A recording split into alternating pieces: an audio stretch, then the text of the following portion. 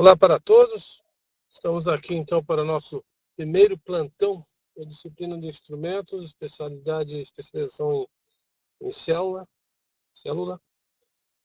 É uma satisfação estar aqui com vocês, para esse evento que serve para tanto sugerir questões à prova da ANAC, quanto acrescentar algum conhecimento que esteja faltando para vocês, complementar os estudos de vocês e tirar as dúvidas que vocês ainda possam ter.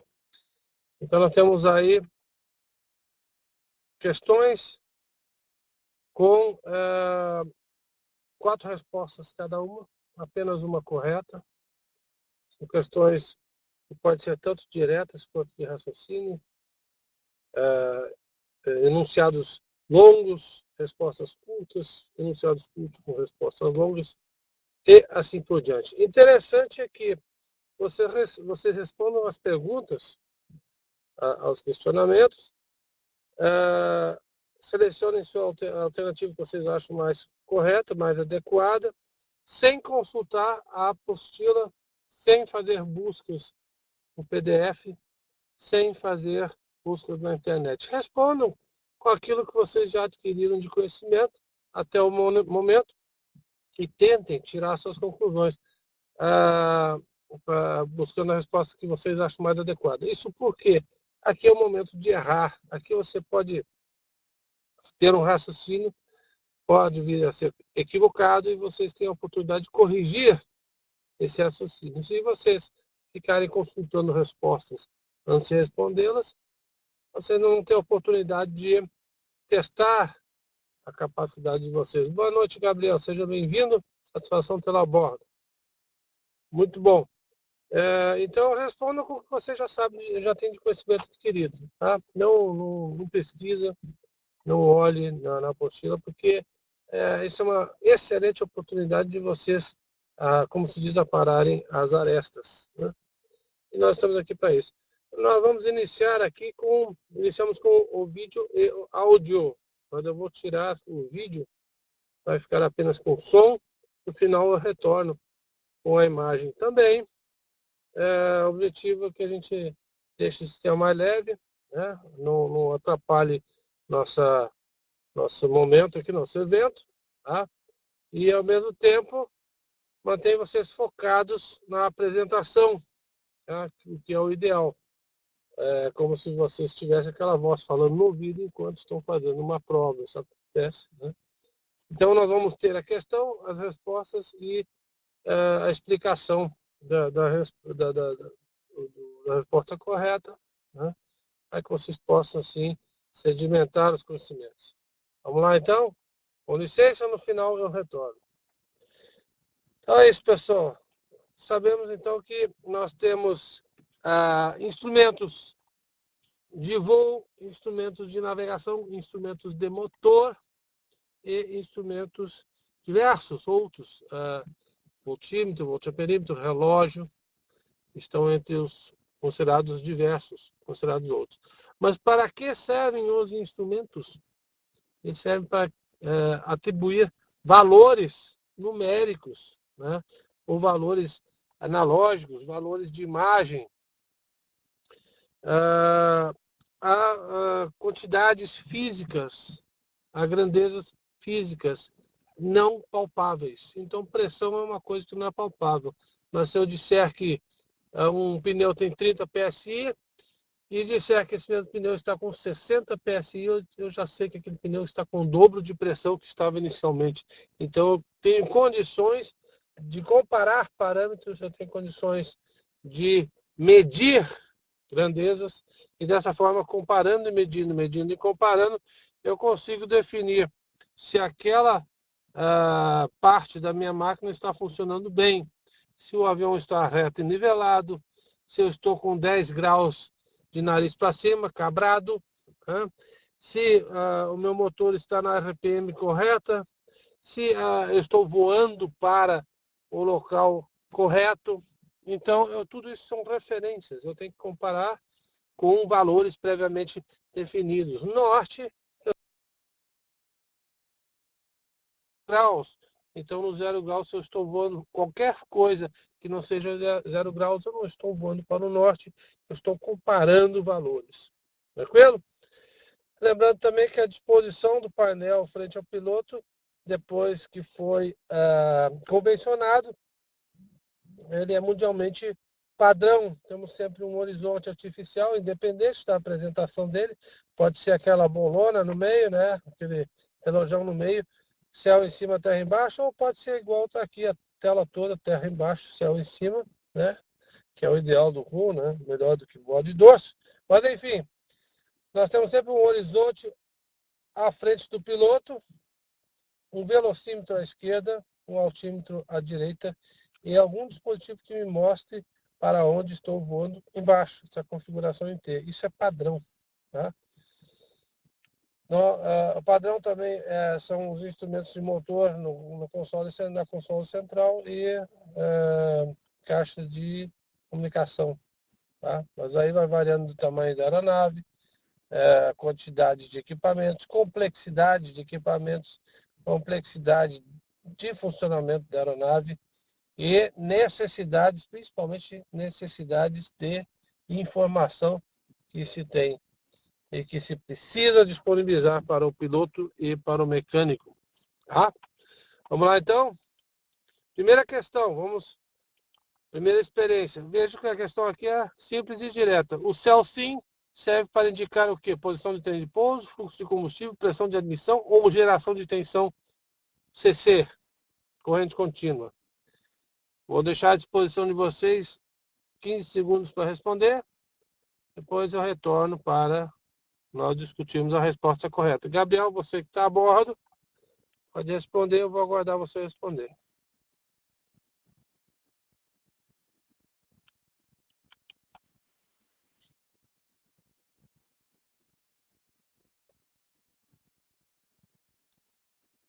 Ok. Quanto ao sistema de instrumentos, temos que lembrar sempre que todo sistema de instrumentos tem o quê? Um sensor, uma linha de transmissão da informação e um instrumento que apresenta aquela informação, certo? O sensor está sempre próximo ao local ou no local em que se tira a medida, em que se mede a grandeza a ser traduzida em números lá no instrumento, certo? A linha de transmissão envia essa informação do sensor para o instrumento e o instrumento apresenta de forma a fazer uma interface entre a grandeza física e o operador e ver a coisa funcionando, certo? Tranquilo? Vamos lá. Bom dia, aliás, bom dia não, boa noite, né? Boa noite, Érico, que chegou agora, vamos à questão 1. Então, para que serve o sistema CELSIM? O sistema CELSIM é um sistema para indicação remota da posição do trem de pouso. Dentro das 4 funções que eu tenho aqui, ele é um indicador de posição de trem de pouso. Só indica a posição do trem de pouso? Não. Ele é usado também para indicar a posição de flap e outros dispositivos que se deslocam, se movimentam mecanicamente e eu preciso saber o status, a situação daquele dispositivo. Por exemplo, trem embaixo ou em cima, certo? Flap em qual posição, 30 graus, 20 graus, certo? Então o CELSIM serve para indicar posição do trem de pouso. Tá? Está lá na página 38 da apostila de vocês. Essa setinha aqui, que eu não sei como ela apareceu aqui, mas não está atrapalhando não. Então, CELSIM, lembre-se do seguinte, leitura resistiva cria diferentes quantidades de corrente, né? Nas bobinas do indicador, e essas diferentes quantidades de magnetismo nas três bobinas do indicador movimentam o ímã permanente ao qual está preso o ponteiro. Então eu giro aqui, né, esse cursor, que vai mudar o tamanho do resistor em cada uma de suas extremidades, mandando assim diferentes quantidades de correntes que são originadas por essa fonte de corrente contínua, né? passando aqui pela bobina e criando campo magnético que movimenta. Então, de alguma forma, né, sob alguma intensidade, melhor dizendo, esse ímã interno movimenta, por conseguinte, o ponteiro, mostrando quantos graus está lá o meu flap. O flap está ligado aqui nesse eixo. Para o caso aí dessa indicação aí. Então, vamos lá, nós temos o sistema CellSym, o sistema MagneSym e o sistema AutoSym. Qual é a diferença entre os três? A forma de fazer a leitura da informação. Então, o CellSym usa reostato com magnetismo. Tá aqui, ó, reostato com magnetismo. O MagneSym utiliza magnetismo, utiliza bobina, utiliza alternado com alternado. Percebem isso? Vou voltar lá.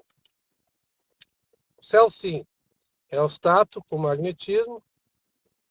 O MagneSym utiliza bobina de corrente alternada, transmitindo informação de bobina para corrente alternada. Nada mudou aqui. Olha aqui, eu tenho um ímã interferindo aqui, o meu permanente interferindo no campo magnético daqui, provocando quantidades diferentes de corrente na linha, que acaba interferindo no movimento simultâneo do ímã lá no indicador. E tem o AutoSym, que faz a mesma coisa, só que as bobinas são ainda de corrente contínua, mas não mais temos um ímã permanente ao centro, nós temos sim uma bobina também. Então observe aqui, questão de memorizar o sistema.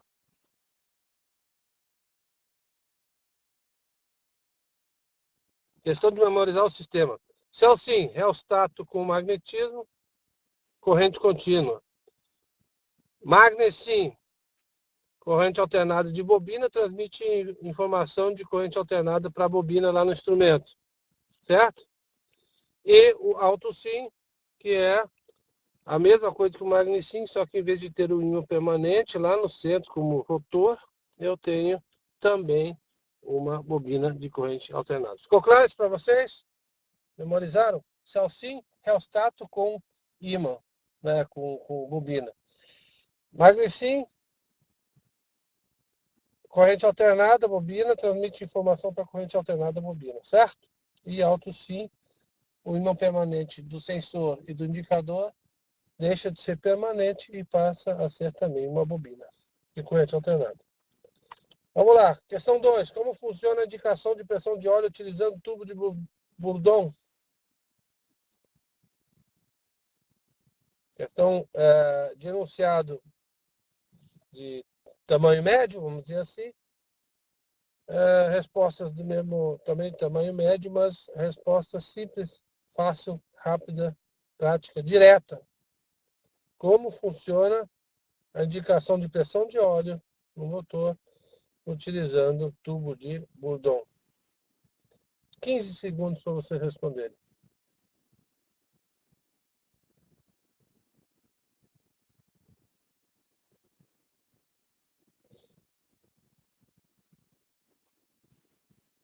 Ótimo, o Érico já respondeu. Alguém mais? Alguém mais gostaria de responder? Boa noite, Cleberson, seja bem-vindo. Aproveita e responde aí a questão. Muito bom. Gabriel? Ótimo, vamos lá.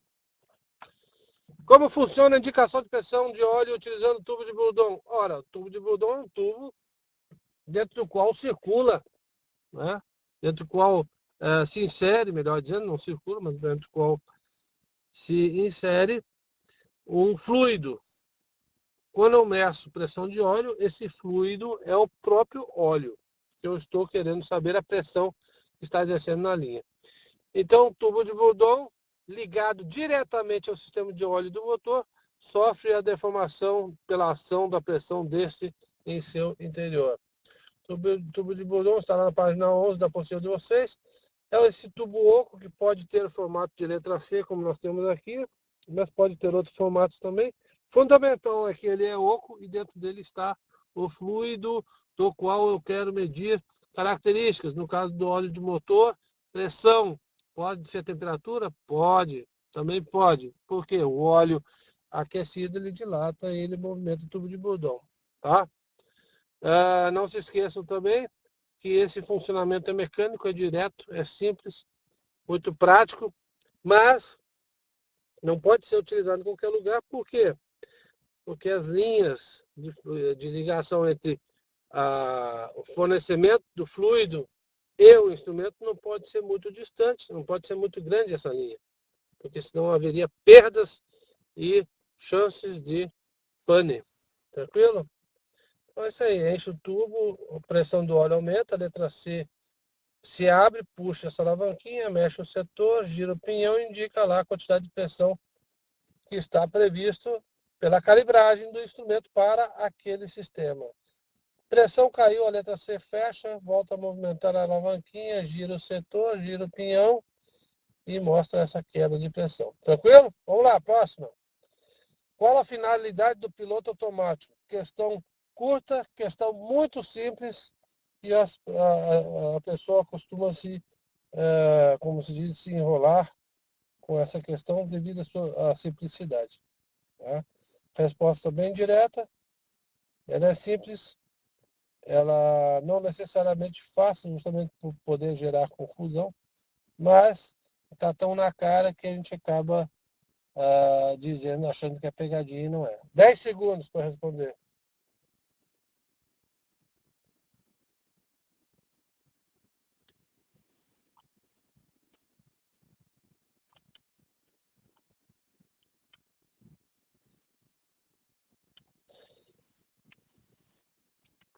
É isso aí. Cleberson, Gabriel e Érico, tranquilos?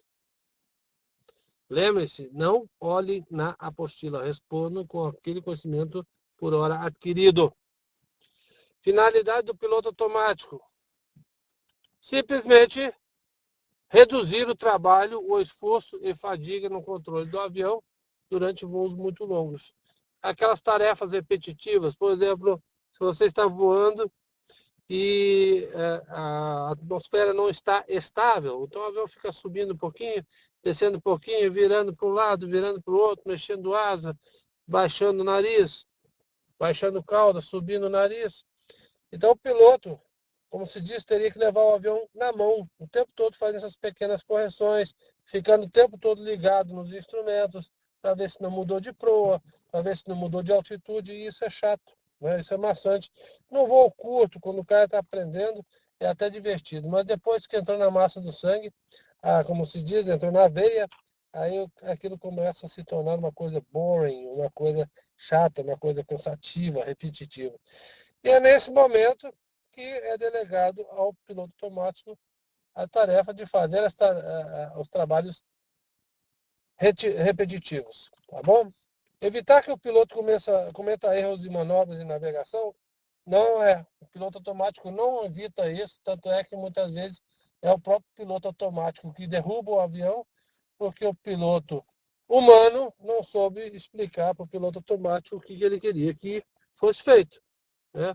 Comandar a aeronave, ele não comanda nada. Definindo comandos de navegação, ele não define comandos de navegação, não define desempenho durante o voo. Quem define isso é o piloto baseado nos manuais de desempenho da aeronave. Vai lá, seleciona e diz piloto automático. Segura isso, mantém assim. Tá? Garantir a correção dos comandos e tomar decisões. Não, o piloto automático não toma decisão. Quem toma decisão é o piloto humano. Então, o piloto automático só está ali para fazer as coisas que são chatas para o piloto humano. Tá? Está na página 95 da apostila de vocês. Perfeito? Que dispositivo é usado para manter uma reserva de fluido hidráulico sob pressão a qualquer instante? Não confundam nunca óleo hidráulico, fluido hidráulico, com óleo de motor. Né? Óleo de motor é para lubrificar o motor e refrigerar o motor. O fluido hidráulico ou óleo hidráulico é usado para acionar dispositivos que necessitem de grande esforço físico, ou de máquina, ou de alavanca, certo? Diminuindo assim o esforço necessário de acionamento através do equilíbrio dos fluidos. Bom? Que dispositivo é usado para manter uma reserva de fluido hidráulico sob pressão a qualquer instante? Como é que é o nome dispositivo que você tem o tempo todo óleo hidráulico sob pressão disponível. Precisou? Tá lá. Como é que se chama isso?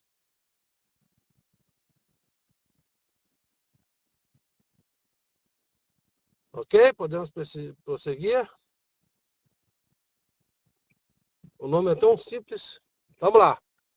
Dispositivo usado para manter, obrigado pela participação.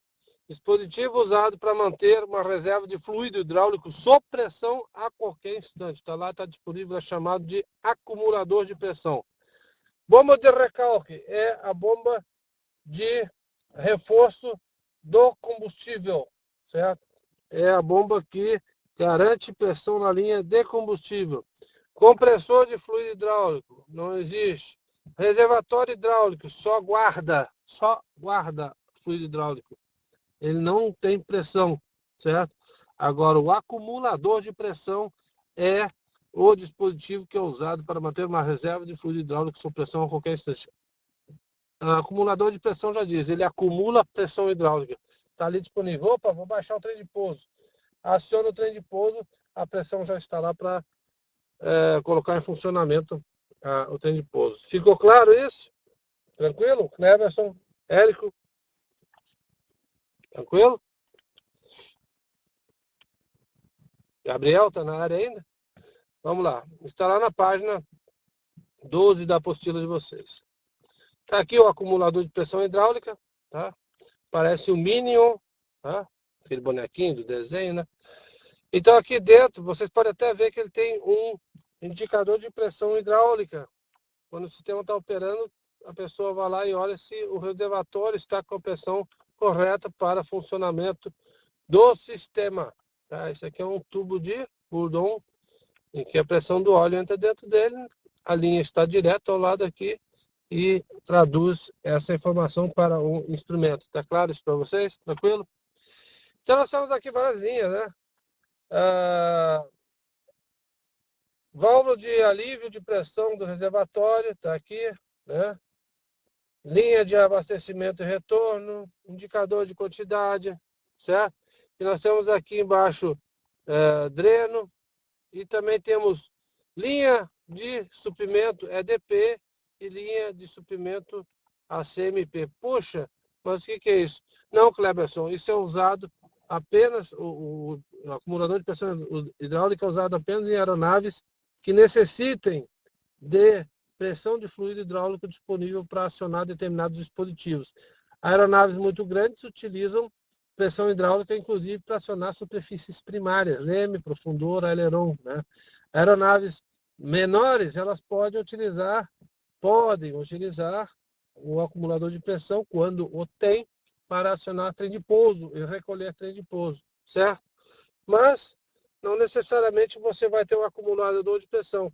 Às vezes você tem uma bomba hidráulica que, quando você vai acionar o trem de pouso, vai recolher o trem de pouso, ela dá pressão hidráulica na linha para que recolher o trem de pouso.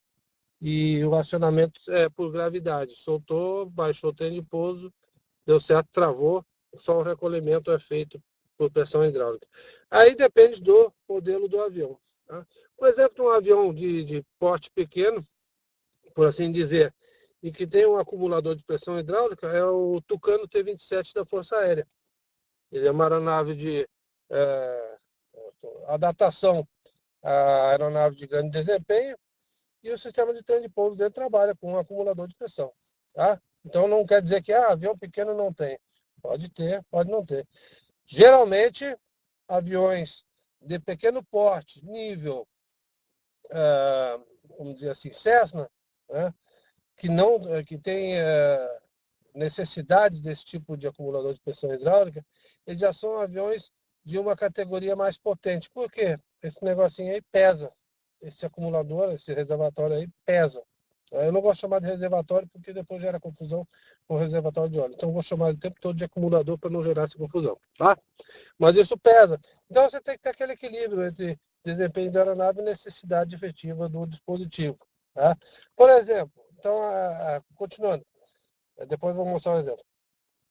Linha de fornecimento EDP, Engine Driven Pump, quer dizer que essa linha de óleo aqui é a pressão é fornecida pela bomba ligada diretamente ao motor. E a CMP, linha de fornecimento a CMP, essa pressão de óleo dessa linha aqui é fornecida por um motor elétrico, uma bomba elétrica, que faz a pressão hidráulica estar presente. Tá? Então tem acionamento de motor e elétrica. Muito semelhante ao que acontece com a linha de combustível, é claro, né? Linha de combustível nós temos, fazendo paralelo, a bomba acionada pelo motor e a bomba elétrica, que é a chamada booster. Né? Para vocês verem aqui, esse dispositivo está aqui, ó. Ah, mas é só um desenho. Não, o desenho está perfeitamente igual ao reservatório, ao acumulador, desculpe, ao acumulador de pressão hidráulica. Tá? Tá aqui o indicador, as linhas, tranquilo? Tá? Isso aqui é dentro de um trem de pouso, dentro da nacelle de trem de pouso de uma aeronave de grande porte. Então, vocês veem, esse dispositivo aqui, pesado ou não, ele pode ser pesado quanto quiser, que o avião é grande, tem potência, tá? Se colocar isso aí num teco-teco, num Piper Cub, né? Um aviãozinho, um Paulistinha, vamos botar trem de pouso no Paulistinha, trem de pouso com pressão hidráulica. Pô, que legal, né? Show. Mas bota o peso num dispositivo desse, você já vai trabalhar com CG, já vai levar peso extra à toa, não é o objetivo. Então, cada projeto tem suas características que são pesquisadas e definidas na hora do projeto o que eu quero daquele avião, para que eu vou usar aquele avião, qual a necessidade de colocar isso no meu avião. Né? Tranquilo? Vamos lá. Número 5. O que pode ser usado para desconectar rapidamente o sistema de piloto automático em caso de uma ocorrência de mau funcionamento ou emergência? O que eu posso usar para desconectar rapidamente o sistema de piloto automático se acontecer alguma coisa errada? Master Caution, botão de desconectação rápida, ou basta aplicar potência no motor? O que vocês acham? 15 segundos para responder.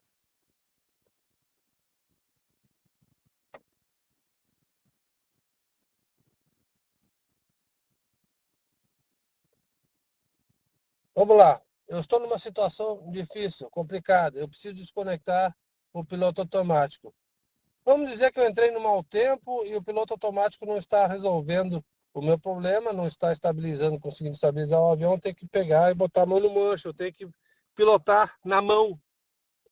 Mas, poxa, o avião está pulando, está balançando tanto que eu não consigo, que fica difícil de eu tirar a mão do piloto automático, do manche, desculpe, para fazer alguma coisa.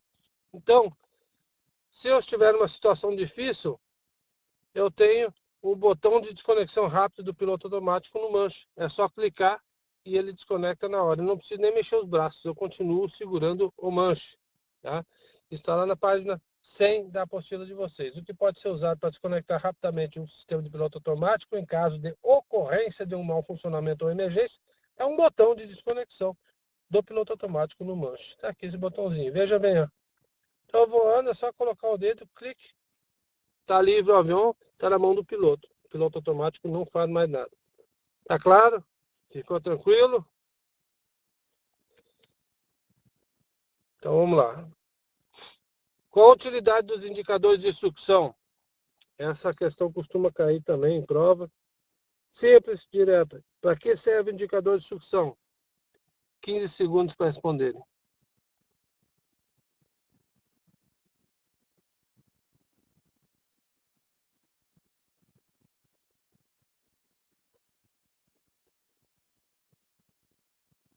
Ok? Qual a utilidade dos indicadores de sucção? Para que serve os indicadores de sucção? Boa noite, Paola. Não tinha reparado que você tinha entrado aí. Estamos então aqui a bordo. Paola, Kleberson, Gabriel, Érico. Show de bola. Para que serve o indicador de sucção? Indicador de sucção, sucção é deslocamento de ar, movimento de ar. Indicador de sucção serve para indicar a quantidade de sucção que aciona os instrumentos giroscópicos movidos por ar, certo? Eu tenho que saber se a pressão para acionamento do instrumento em que o giroscópio é ativado por movimento de fluxo de ar está com a pressão adequada, certo? O giroscópio ele pode ser acionado tanto pelo ar, né, movimento de fluxo de ar, quanto eletricamente. Tá? Para que vocês, está lá na página 15 da apostila de vocês a resposta. Está aqui a figura. Então eu tenho a bomba de sucção, o filtro, o ar entra pelo filtro, passa pelo instrumento, faz girar o giroscópio lá dentro e sai lá pela bomba de sucção. Tá? Por que é interessante que eu tenha uma bomba de sucção? Na verdade, eu tenho sucção aqui. Se eu for considerar o movimento daqui para cá, eu tenho uma pressão de ar soprando. Concorda comigo? Então, é uma questão relativa, né? Esse sistema de sucção é melhor porque eu só puxo o ar aqui para dentro. Então, o filtro resolve o meu problema. Se for uma bomba de pressão e não de sucção, eu vou estar soprando coisas para dentro da linha e entre essas coisas eu posso ter algum problema de filtragem, decantação, sujidade da própria bomba que pode estar entrando na linha e nos instrumentos. Tá? Então, para que serve o indicador de sucção? Está aqui a figura, lembre-se disso, indicador de sucção, indicar a quantidade de ar que circula na linha para acionar instrumentos giroscópicos. Não se esqueçam disso. Guardem, memorizem as figuras. Tem figuras muito interessantes na apostila, aqui também, nas videoaulas também. Então, aproveitem essas figuras, façam aquela memória fotográfica que vai ajudar vocês a resolver o problema de vocês, para lembrarem-se das respostas mais adequadas às perguntas. Vamos para outra. Quais são os elementos de atuação de um sistema de piloto automático? Memorizam? Já viram o piloto automático? Já estudaram a matéria? Quais são os elementos de atuação de um sistema de piloto automático?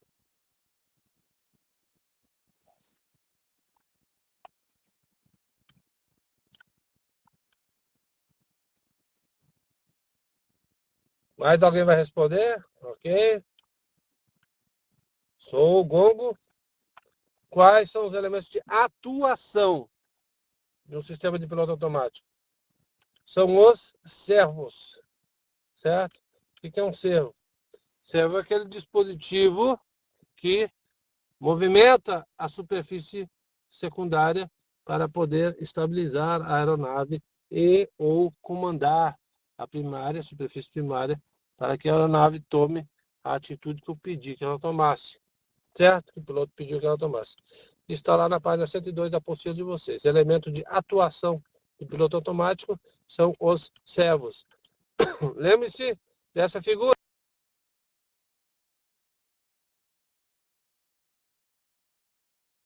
Então, nós temos aqui elementos sensíveis, são os sensores. Giro direcional, para manter o nariz apontado no lugar certo. Pau e bola, para manter o avião sem fazer curva ou fazer a curva conforme padrão para chegar à proa correta. Indicador de atitude, ajudar a manter o avião reto e nivelado, ou subindo, ou descendo, ou cabrando, ou girando na forma adequada conforme a necessidade. E cápsula altimétrica para manter o avião na altitude correta, selecionada, que eu estou querendo voar. Tá claro? Então, instrumentos sensíveis são os sensores, eles percebem o que está acontecendo e ficam conversando com o computador. O computador, ele recebeu informações do elemento de comando, que é a caixa de controle. Na caixa de controle eu defino o que o computador é para pensar a respeito das informações que ele recebe dos sensores. Então, eu digo, através da caixa de controle, eu falo para o computador, mantenha esse avião voando norte. Então, eu fico aqui conversando, vem cá, bússola, está indo para o norte? Ela diz sim. Está indo para o norte? Sim. A hora que ela não for para o norte, vai mudar aqui a proa, aí o computador vai dizer o seguinte, ó, está saindo do norte, não foi o que mandaram. O que ele faz? Ele vai lá no servo do leme, né? Aqui é aileron, leme, vai lá no servo do leme e diz, dá uma jogadinha nesse avião, no nariz desse avião para voltar para a proa norte. Nesse de ele falar, dar uma jogadinha no nariz do avião para voltar para a proa norte, ele vai usar o pau e bola para fazer a inclinação lateral adequada do avião, correta, e vai usar o horizonte artificial para acompanhar, para que, junto com a cápsula altimétrica, conversando todo mundo com o computador, mantenha o avião com o nariz reto e nivelado na altitude que eu selecionei previamente. Tudo isso, mas aí vai mexer com o leme, vai mexer com os outros servos também? Correto, se eu tiver que corrigir uma proa, o leme vai se mexer, o avião vai dar uma guinadinha e os outros servos vão atuar para não deixar que o avião desconfigure em relação ao que eu determinei através do elemento de comando para o computador. Então não se esqueçam, piloto automático tem os elementos sensores, tem os elementos de comando e tem os de atuação. Atuação são os servos, sensores são os instrumentos e comando é a caixa de controle. Quem pensa é o computador do piloto automático. Quem pensa não. Ele só compara. Compara e atua. Vamos lá? Pergunta fácil. Como a luz de alerta Master Caution é desligada? Comando no manche, desligando o sistema, que está com problema, fica acesa até resolver a pane, ou é só pressionar? É uma pergunta para responder em 10 segundos.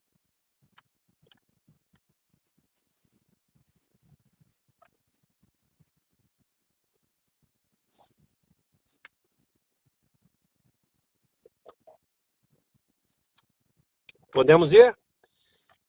Que luz de alerta é essa? Master Caution. É a luz de alerta geral. A luz de alerta geral, ela fica em frente ao piloto, ou aos pilotos, em um lugar muito visível.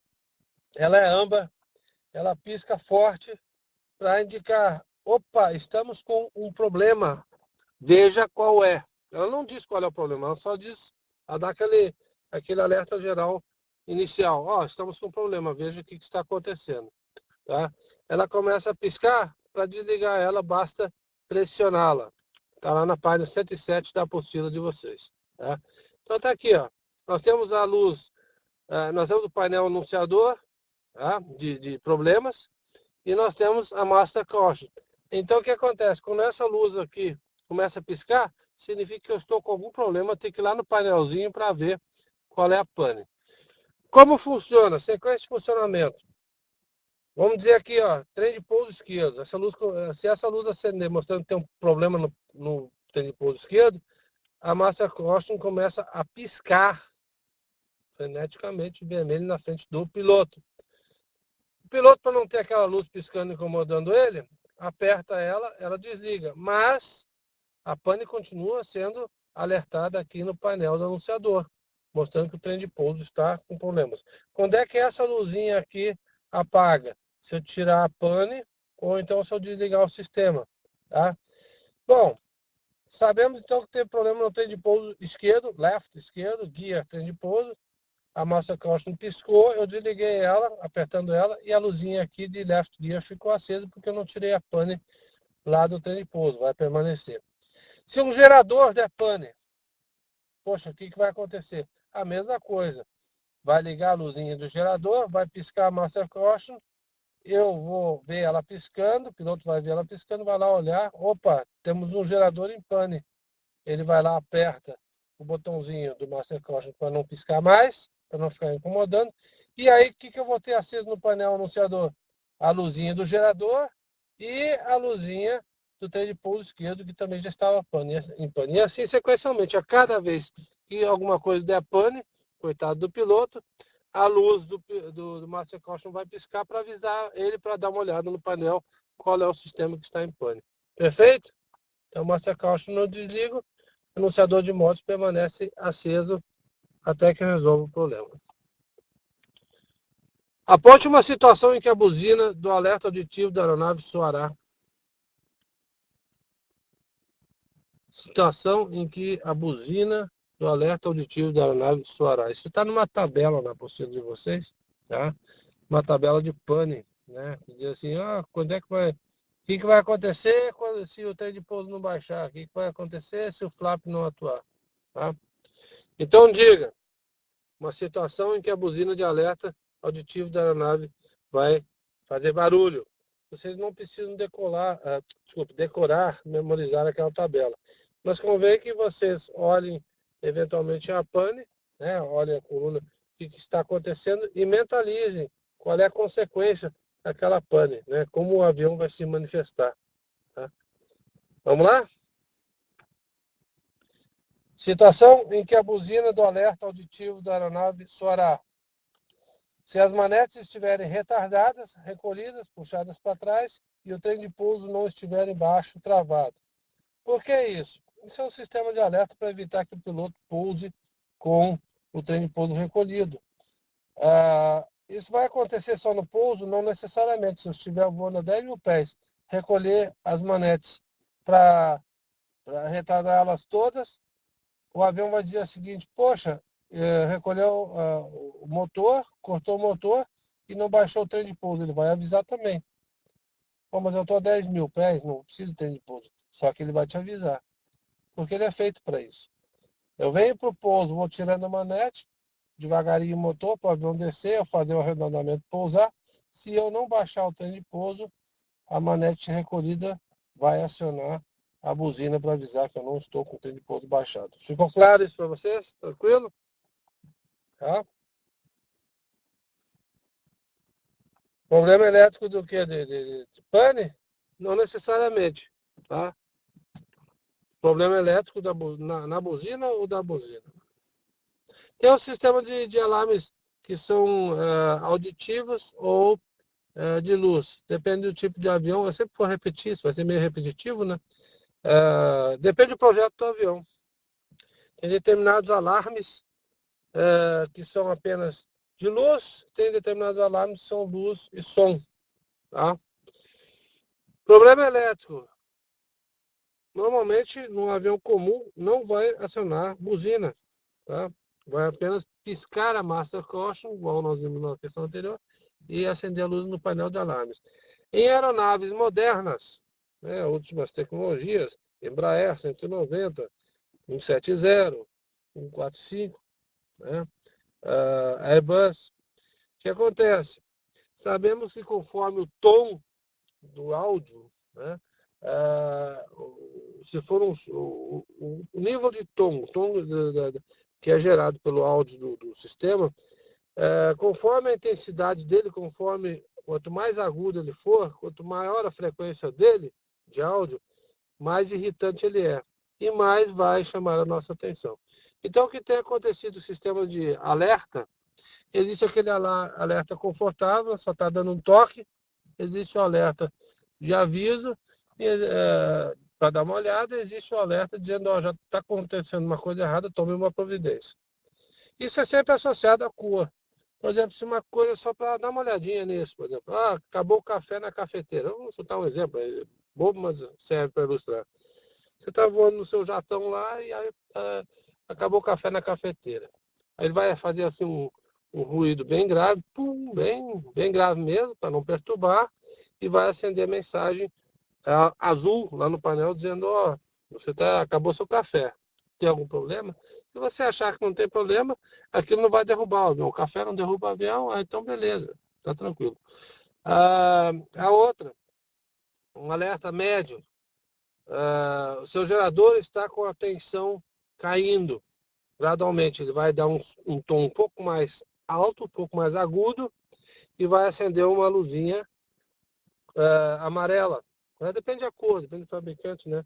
Mas no sentido de chamar a atenção. Se o gerador estiver pegando fogo, ele vai botar um som agudo, arrepiante, para dar um susto mesmo. Se você estiver dormindo, você vai acordar e vai acender aquela mensagem vermelhona no painel dizendo, vê lá, puxa o extintor que o seu gerador está em pane. Então, tudo depende da gravidade da pane. Consegui responder sua pergunta, Paulo? Vamos lá. Resposta para essa questão, buzina de alerta auditivo, está lá na página 108. Cada caso é um caso que vocês estão estudando aqui para fins de carteira de MMA, é a essência, é o alicerce, é o esteio de todo o conhecimento que vocês devem buscar posteriormente sobre a aviação. Cada projeto tem suas características, então você vai trabalhar num Boeing, e você tem uma característica, você vai trabalhar num Airbus, tem outra característica, né? Por exemplo, manete de potência. Boeing tem auto throttle, Airbus tem auto thrust. Ah, mesma coisa, qual é a diferença? Auto throttle, as manetes se movimentam, o piloto vê, enquanto o motor fica regulando automaticamente a rotação, o giro dele, a potência proporcionada. O auto thrust, você coloca a alavanquinha lá na posição, o motor vai fazendo as correções, mas não mexe na alavanquinha. Então o piloto não vê a alavanquinha se mexendo. É assim mesmo, tá? Cada projeto é um caso. E se você for trabalhar no Paulistinha, você vai trabalhar com asa de lona, não tem nada a ver com o Airbus e com o Boeing. A título de exemplo. Comparando, é isso aí. Tá? Para que serve o tubo capilar curto na traseira do indicador de pressão de admissão? 10 segundos para responder.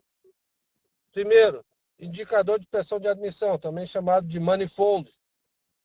Tá? Ele mede a pressão com que o ar entra dentro do coletor, passa pelo coletor de admissão dos motores convencionais, motor a pistão, também chamado de motor alternativo, né? E dentro dele tem um fiozinho, um tubinho capilar dentro do instrumento. Para que serve esse tubo capilar? Dentro do instrumento, dentro do indicador de pressão de emissão. Pergunta simples, resposta direta.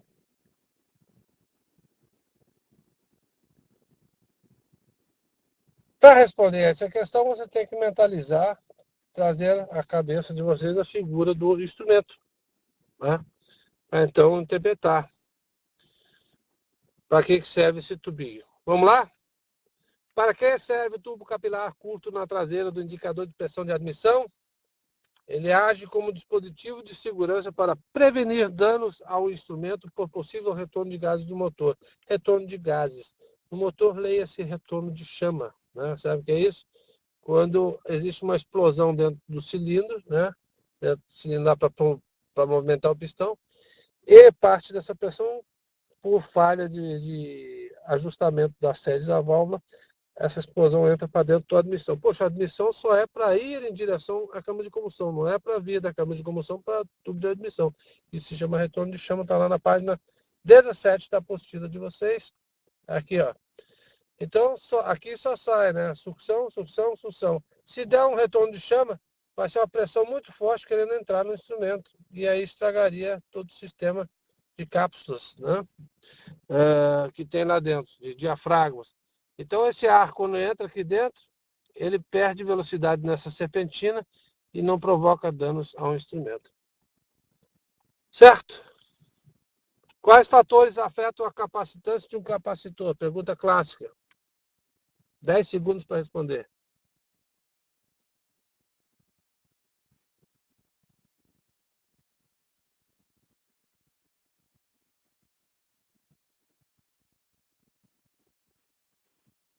Vamos lá? Quais fatores afetam a capacitância de um capacitor? Pense no capacitor, pense em como ele é construído. Essa pergunta afeta diretamente a sensor, sistema de indicação de quantidade de combustível capacitivo. Tem tudo a ver com essa pergunta. Quais fatores afetam a capacitância do capacitor? A área das placas, a distância entre as placas e o material dielétrico entre as placas. Certo? Essas três coisas afetam a capacitância gerada por um capacitor. Está na página 44 da apostila de vocês. Só para lembrar, ó, o tamanho da placa aumenta, né? O tamanho das placas aumenta, tem mais placa, tem mais capacitância. A distância entre as placas, quanto mais perto as duas placas, maior a capacitância. Por quê? Quanto mais perto, mais os elétrons ficam nervosos para pular de uma placa para outra e não conseguem. É igual o lutador no ringue, você coloca um em cada canto do boxe ali, do ringue de boxe, tá tranquilo. Agora coloca um frente a frente com o outro, nariz colado com o nariz. Eles ficam doidos para dar soco um no outro. A mesma coisa acontece com as placas. Quanto mais perto elas ficam, mais os elétrons querem pular de uma placa para outra. Então, quanto maior as placas, maior a capacitância. Quanto mais perto elas estiverem, maior a capacitância também. E Quanto menos condutor for o dielétrico, o que é o dielétrico? A coisa que fica entre as placas. Quanto mais isolante for, maior é a capacitância. Então, imagine placa grande, bem pertinho, com um dielétrico poderoso entre as placas. Você vai ter um baita de um capacitor. Tá certo, Cleberson, Érico? Tranquilo? Vamos lá. Ficou claro? Qual informação fornecida por um tacômetro de motor convencional? Quando eu ouvi falar em tacômetro, eu penso em contagiros.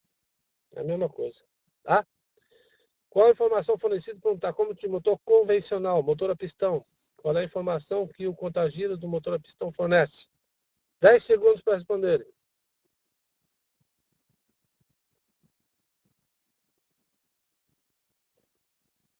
Bom, essa vocês estão bem, né? Essa vocês se lembraram rápido.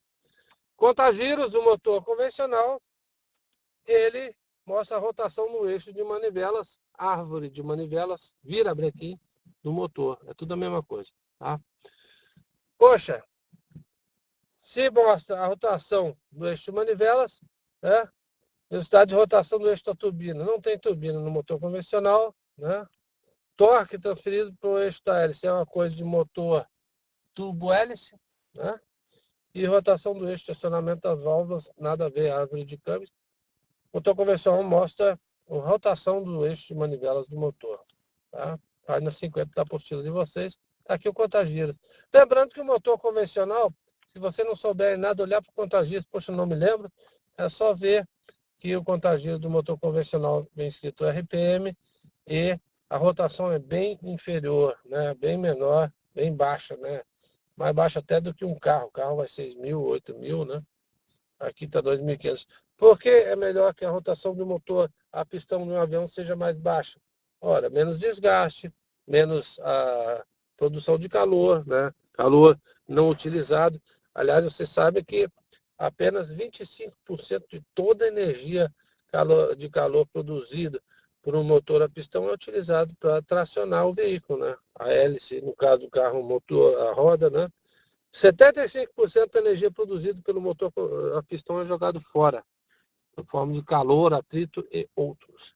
Vocês podem ver também que o número de giros do virabrequim é contado aqui na forma de horas de operação do motor, para que eu possa controlar a manutenção desse motor. Em contrapartida, qual a informação apresentada em um tacômetro de motor a reação? RPM, GT, porcentagem de RPM ou razão de compressão? 10 segundos.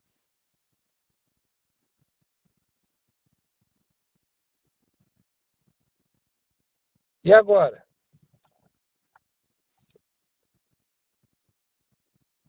Posso ir?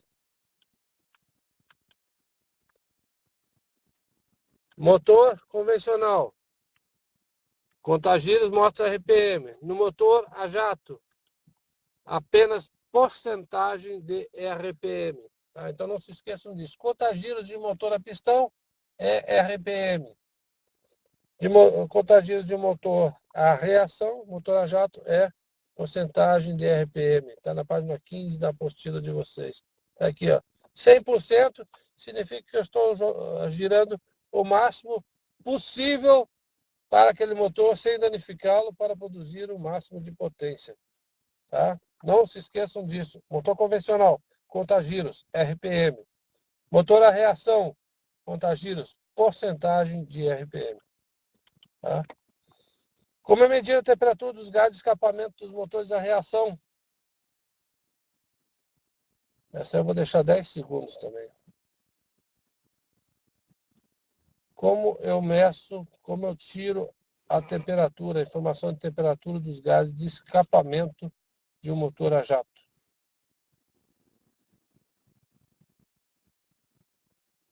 Termômetro de resistência elétrica, sensor de fluxo de ar, sonda no escapamento ou sensor com tubo de Bourdon? Tá fácil isso aí. Qual é a primeira coisa que vocês têm que pensar aí? Primeira coisa que vocês têm que se lembrar, motor a jato, motor a reação, as temperaturas vão lá para os 600, 700 graus. Diferente do motor a pistão que fica lá pelos 300, 250, 200, tá? Então, termômetro de resistência elétrica eu não posso usar para medir temperaturas de motor a reação lá no gás de escapamento. Por quê? Porque a resistência elétrica é usada só para temperaturas baixas e médias. Sensor de fluxo de ar, não tem nada a ver. Sensor de tubo de Bourdon é usado só para equipamentos mais simples. Não tem como eu jogar uma pressão dentro do tubo de Bourdon a uma temperatura de 600 graus. Vai estragar. Então, simplesmente, eu uso sondas instaladas no cone de escapamento para medir a temperatura dos gases de escapamento em motores a reação. São os tais os termopares. Na verdade, está lá na página 61 da apostila de vocês. Aqui, ó. Termopar, sentindo lá a temperatura. O que é um termopar? É um par térmico. Por isso que o nome é termopar. É um par de metais de características diferentes que reagem de forma diferente às mudanças de temperatura. Agora está saindo som? Melhorou? Voltou agora ou já estava um tempo sem som?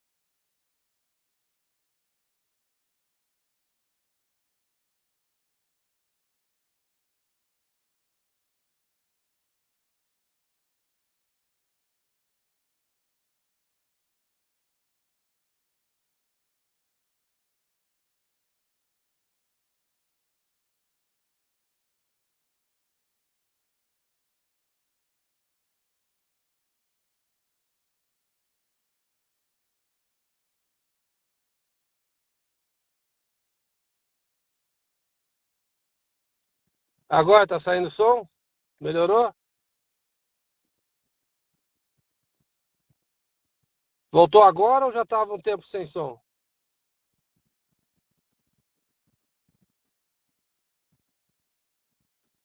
Já está quanto tempo está sem som? Muito tempo?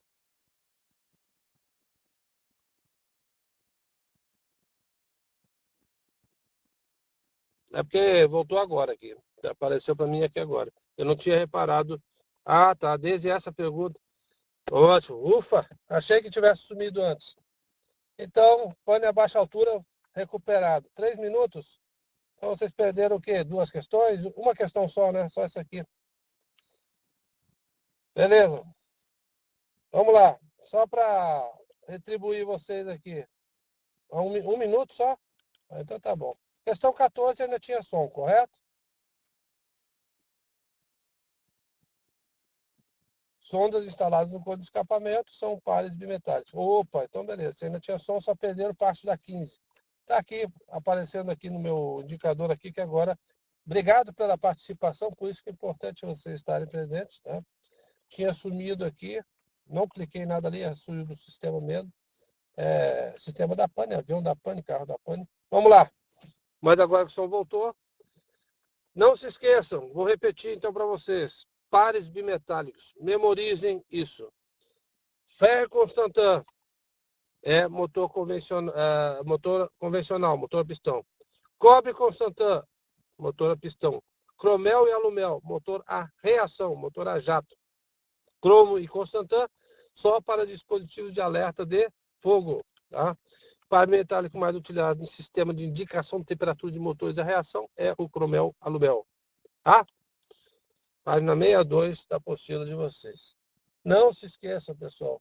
Ferro Constantan, cobre Constantan é para motor a pistão. Cromel e alumel é motor a reação, tá? Motor a jato. E o cromo só vai se combinar com o Constantan para fazer um par metálico em sistema de alerta de fogo. Fechou agora? Bom.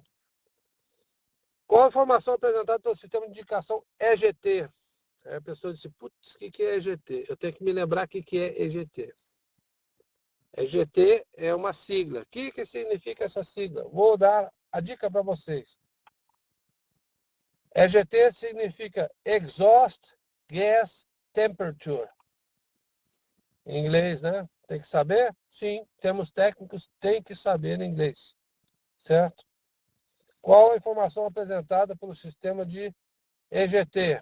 Temperatura do ar externo, temperatura dos gases de escapamento da turbina, consumo de combustível ou razão de pressão. 5 segundos. A própria pergunta se responde, se vocês souberem o significado de EGT. Informação apresentada pelo sistema de indicação EGT, Exhaust Gas Temperature, temperatura dos gases de escapamento. Então, ele indica, o EGT indica a temperatura dos gases de escapamento da turbina quando eles estão deixando a unidade motora, ou seja, quando está saindo lá na turbina. Certo? Tá bom, pessoal? Está na página 64 da apostila de vocês. Encaminhando para a reta final, então aqui, ó, EGT vezes 100, EGT em Fahrenheit, aqui em graus Celsius ou centígrados, tanto faz, tá? Percebo que, qual é a diferença entre vem em Fahrenheit e vem em Celsius? Preferência do cliente, país de operação e assim por diante. Vamos lá. Na câmara de combustível do medidor de fluxo de combustível tipo palheta, o que permite o dreno de combustível quando o fluxo dele é maior que a capacidade da câmara. Tem que saber, então, como é que é o sensor que mede o fluxo de combustível. O sensor tem uma palhetinha lá dentro. Certo? Tem que lembrar do funcionamento, tem que lembrar da figura. Respondam. 10 segundos. Na câmara de combustível, no medidor de fluxo de combustível tipo palheta, o que permite o dreno do combustível quando o fluxo dele é maior do que a capacidade da câmara. Tem que saber, tem que lembrar de como é esse dispositivo para responder essa questão.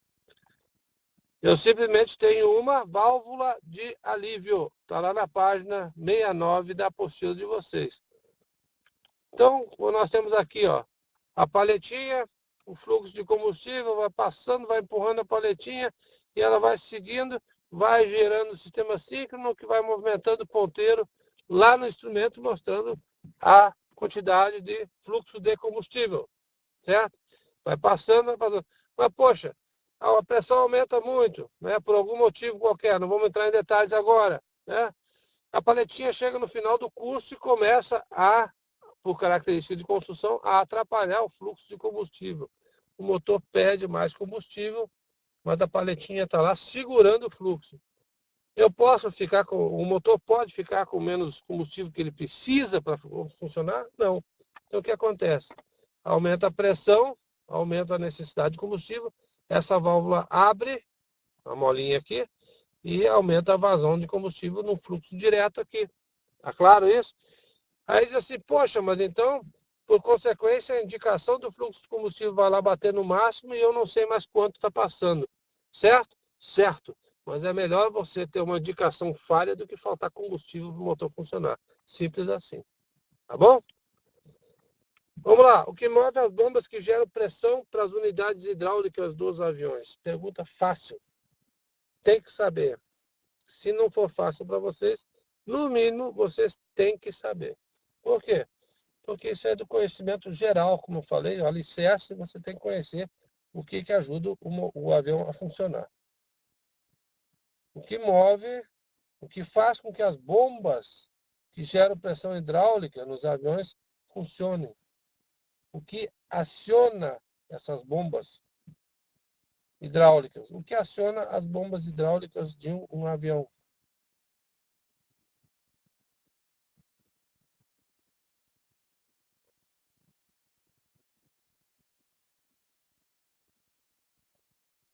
Mais alguma sugestão? Bom, vou lembrar vocês o seguinte, nós vimos anteriormente lá no acumulador de pressão hidráulica que tinha duas linhas, lembram-se? O EDP, que era o Engine Driven Pump, que era a bomba acionada pelo motor, né? E o ACMP, Alternating Current, a CDP, Alternating Current Driven Pump. Então, nós temos uma bomba acionada pelo motor e uma bomba acionada elétrica, ou ambos. Parece com o quê? Com o sistema de combustível, porque o sistema de combustível também tem a bomba acionada pelo motor, mas tem a booster, que é elétrica, está lá de stand-by, está lá esperando a hora de ser acionada. Tá? Então, os dois sistemas, em tese, em teoria, se assemelham muito. No sistema de combustível tem a bomba acionada pelo motor e uma bomba elétrica, que é a booster. No sistema hidráulico tem a bomba acionada pelo motor e tem uma bomba elétrica. Ou uma ou ambas. Tranquilo? Gabriel, deu certo aí? Entendeu o porquê? Ficou claro? Está lá na página 12 da apostila de vocês. Dúvidas? Está aqui, estão lembrados aqui, ó, EDP e a CMP. Uma alimentada pelo motor, engine, e a outra alimentada pelo AC, motor AC. Tá? Tranquilo? Lembre-se dessas figuras. Memorizem essas figuras. Criem uma memória fotográfica. Penúltima questão. Em um indicador de pressão de admissão, o que é pressão absoluta? Isso é muita teoria. Questão bem teórica, mas pode cair em prova. O que é pressão absoluta?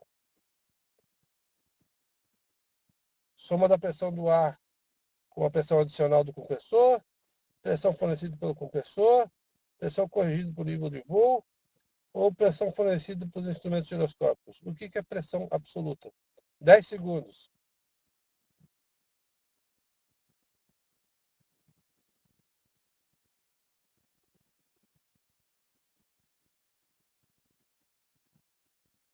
Pessoal, a informação absoluta, gravem isso. Informação absoluta é a informação real, a informação direta. Quando nós temos uma altitude absoluta, definição de altitude do altímetro, altitude absoluta, é a distância efetiva do chão até onde está o avião voando. Certo? Absoluto. Quando nós falamos em pressão absoluta, nós falamos da pressão que realmente está acontecendo. Então, quando nós temos uma pressão absoluta no duto de admissão, nós temos a soma da pressão do ar e a pressão adicional criada por um compressor. Por quê? Motor parado, pressão do ar é aquela que está lá no lugar, certo? É a pressão atmosférica do lugar. Se o motor está parado, existe uma pressão atmosférica dentro do duto de admissão? Sim. Qual é a pressão que está dentro do duto de admissão quando o motor está parado? É o ar, a pressão do ar atmosférico. Começou a girar, colocou a pressão do compressor, o que acontece? Soma a pressão do compressor àquela pressão atmosférica que já está no duto. Ficou claro? Tranquilo? Tá? Lembre-se disso, motor comprimido é sempre pressão atmosférica presente mais a pressão do compressor. Pressão de admissão de um motor aspirado, que não tem compressão, é sempre menor que a pressão atmosférica existente, porque existe uma sucção para dentro do cilindro. Perfeito? Ficou claro? Cleberson, Gabriel, Paola? Está lá na página 16 da apostila de vocês. Está aqui, ó. Tá vendo? O ar atmosférico já está aqui dentro, eu vou lá e sopro mais ar ali para dentro. Então, a pressão do ar atmosférico mais a pressão do compressor. Para fechar, finalidade do cicloscópio. 10 segundos. Estamos aí já atravessando a hora de vocês, mas é por uma boa causa. Já estamos terminando. Tá? Qual é a finalidade do cicloscópio? Tem que saber o que é um cicloscópio. Sincroscópio. O que é escópio? Periscópio, olhar para longe, através das coisas. Né? Microscópio, olhar coisas pequenas. Né? Para que serve um sincroscópio? Olhar o quê?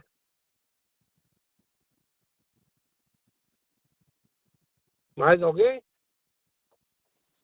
Ok, finalidade do sincroscópio é indicar, mostrar se 2 ou mais motores estão sincronizados operando na mesma RPM.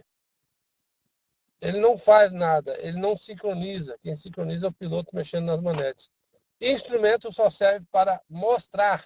Então, o sincroscópio só serve para indicar se 2 ou mais motores estão sincronizados. Está lá na página 54 da apostila de vocês. Por que 2 ou mais motores? Eu tenho um sincroscópio simples aqui com uma hélicezinha só, se o meu avião tiver 2 motores. Por quê? Eu tenho que pegar um mestre para ter uma rotação de referência e tem que ver se o outro está girando na mesma rotação. Quando tem 3 hélicezinhas, 1, 2, 3 no instrumento, significa que eu tenho um motor mestre e 3 motores escravos. Então, esse avião aqui tem 4 motores. Entenderam? Conseguiram perceber? Bom, pessoal, para esse nosso primeiro plantão, era isso que eu tinha a apresentar. Tá? Eu espero ter acrescentado algum conhecimento a vocês, espero ter complementado o conhecimento de vocês, os estudos de vocês. Espero ter matado algumas curiosidades, né? E aqui a gente não está só para fazer a revisão, aqui a gente também está para poder acrescentar coisas, tá? Complementar o conhecimento de vocês. Gostei muito da participação de todos vocês. Eu tenho uma alegria imensa quando tem aluno a bordo aqui, conversando, falando as respostas, respondendo errado, mesmo respondendo errado. Por que é bom responder errado? É bom para o aluno? É sim, é bom porque a pessoa vai lá, erra, vê, opa, estou pensando errado, agora eu vou corrigir meu pensamento. Isso não é bom só para a prova, não. Isso é bom também para a profissão, porque aqui a gente procura dar um alicerce bom para vocês, para que vocês possam desenvolver esse aprendizado de vocês, esse estudo de vocês. Não estou aqui para ensinar tudo sobre todos os aviões, mas o essencial para que vocês possam trabalhar em qualquer avião e se desenvolver dessa forma, com responsabilidade e competência. Tá bom? Desejo a vocês boa sorte, até o nosso próximo encontro. Espero a presença de vocês também, vai ser uma alegria tremenda ter vocês a bordo. Tá bom? Show de bola. Abração.